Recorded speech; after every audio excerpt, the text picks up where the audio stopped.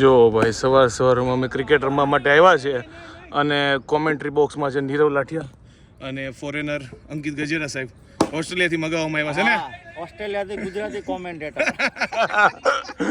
જો ભાઈ અમે આટલા કોમેન્ટેટરમાં છે કારણ કે આઉટ થઈ ગયા કા અમારું કામ જ આઉટ થઈને બેહવાનું જો એકાદો અમારો ગયો જો દિનેશભાઈ આઉટ કરી દીધો છે ભાઈ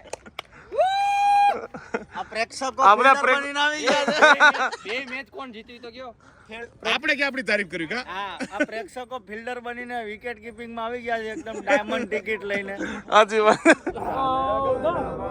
અધિનાયક જય હે ભારત ભાગ્ય વિધાતા પંજાબ સિંધ ગુજરાત મરાઠા દ્રાવિડ ઉત્કલ બંગા વિંધ્ય હિમાચલ યમુના ગંગા ઉચ્ચલ જલધિ તરંગા તવ શુભ નામે જાગે તવ શુભ આશીષ માગે ગાએ તવ જય ગાથા જન ગણ મંગલદાયક જય હે ભારત ભાગ્ય વિધાતા જય હે જય હે જય હે જય જય જય જય હે ભારત ભાગી જય વંદે માતરમ વંદે માતરમ વંદે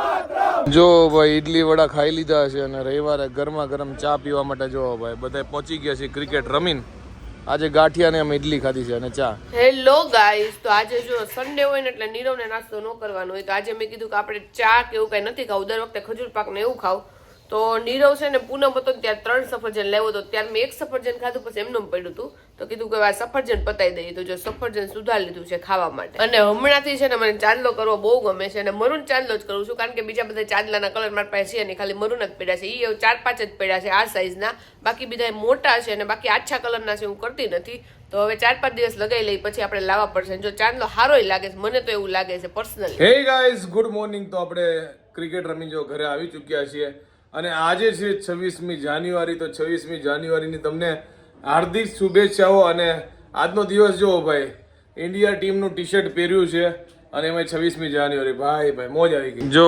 ભાઈ આજે 26મી જાન્યુઆરી છે ને તો નાના નાના ફૂલકા જો ભાઈ તિરંગા ને એવું લઈને આપણી ત્યાં આવ્યા છે ક્યાંથી આવ્યા છો તમે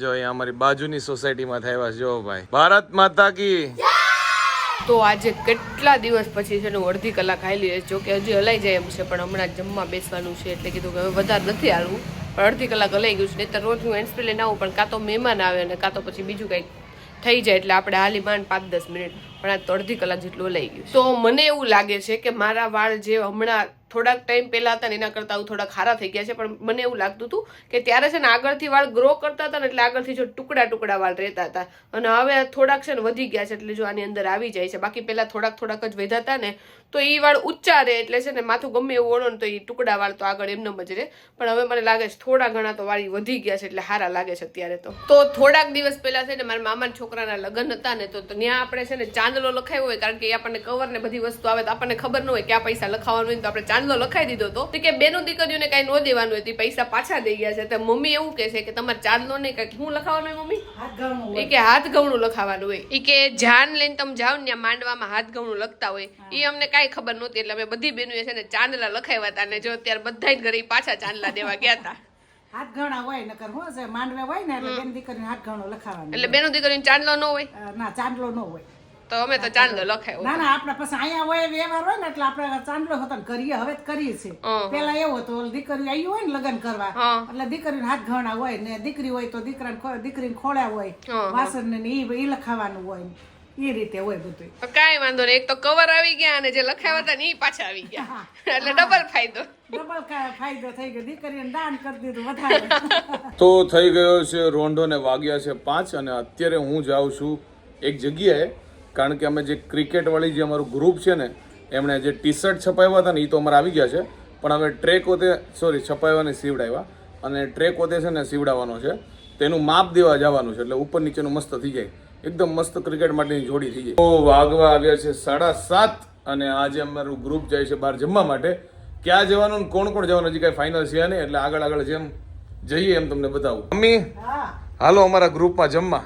નાના મેથીની ભાજી થઈ ગઈ, બાજરાના રોટલા, દેશી મજા આવે. મોજે મોજ. તમને મજા આવે કે ન આવે? પપ્પાને ડબલ મજા આવે. એનો ડબલ મજા આવે. મને મજા આવે, બાજરાનો રોટલો ભાવે. અને મારા મમ્મીને બાજરાનો રોટલો પપ્પાને ડબલ ભાવે, અને પોતે જ ખુદ મેથીની ભાજી બન્યા છે. હા તો મેથીની ભાજી તો રોજ બનવું પડે. મારા પપ્પાને ટૂંકમાં સાદું જોઈએ ને મારા મમ્મીને સાદું હાલી જાય ને અમારી ટુલ્લીમાં તમારે જેવું હાલે કા? બધું હાલે, આપણે નાના હારે નાના ને મોટા હારે મોટા. હા, જો આવા મોટા હોય ને તેના મોટા. હું તો આવું થઈ ગયું કઈ દે 70 વર્ષની. નહીં એમ ખોટું ન કહે ને 75 થી એમ. આજે 75 નહીં 85 થયા છે, પણ આ તો હું ઓલી મારે એજિંગ ની દવા હું લઉં છું ને એટલે થોડીક નાની લાગુ છું. જોકે આમ તો 95 લાગતી હશે, હમણાં નીરવ એવું જ કહે 105. 105. વાહ, આટલું બધું જીવું નથી. નીરવ આપણે બેયનું ભેગી કરીને તો 105 માં થાય. તો હજી બહુ વાર છે, હજી તો કેટલા પડાવ પાર કરવા જોઈએ. એ તો સાચી વાત છે. અને હવે ઉંમર વધતી જાય છે ને ઈ દેખાય આવે છે, કારણ કે બધાય મેં મારી જે ફ્રેન્ડ છે ને બધાય પાસેથી સાંભળ્યું, લાઈક પેલા ફેસ્ટિવલ નું છે ને એટલું એક્સાઇટમેન્ટ હોય, પછી બર્થડે નું ને બધું એટલું એક્સાઇટમેન્ટ હોય, અને હવે છે ને બધા એક્સાઇટેડ થોડાક લો થઈ ગયા છે, એટલા બધા અમે એક્સાઇટેડ નથી રહેતા આપણે. જો અત્યારે અમે અમારા ભાભીના ઘરે આવ્યા છે અને આ ટેણીઓ જો ભાઈ મોજે મોજ છે, ઉઠી ગયો છે કે મારા મમ્મીને જવા નથી દેવા, અને આ રમાડવાના ચક્કરમાં કરે જોજે ઈ. એને જે આપણે આમ કરીને તો ઈ એના હોઠ એવા કરે, એને તે સામે સીટી મારવી જોજો. એમ નહીં, જોજે પથારી પલાળી નો નાખી. ડાયપર પહેર્યું છે એટલે વાંધો નહીં. અને તું રમાડવાનો અવાજ ચેન્જ કર ને બદલ તું. ઓ જો ભાઈ કેટલો ક્યુટ છે, એની આંખું જો કેવડી મોટી છે.